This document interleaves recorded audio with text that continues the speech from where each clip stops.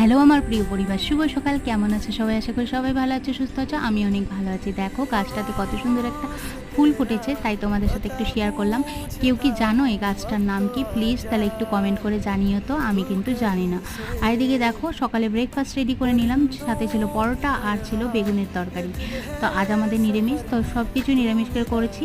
আর এদিকে দেখো সকালের খাবার শেষ করেই দুপুরের রান্নার দিকে কিন্তু চলে আসলাম। তো দেখো দুপুরের লাঞ্চ মেনু তো আজ আছে বতুয়া শাক। কে কে চেনো অবশ্যই শাকটা কমেন্টের মাধ্যমে অবশ্যই জানিও।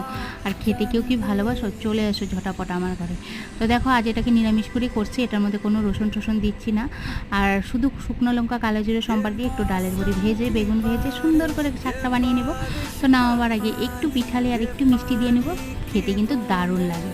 তো চলো আজকের এই মিনি ব্লগটা ভালো লেগে থাকলে অবশ্যই একটা লাইক শেয়ার কমেন্ট করে দিও। আর মিনি ব্লগটা দেখার জন্য অসংখ্য ধন্যবাদ। আজ আসছি।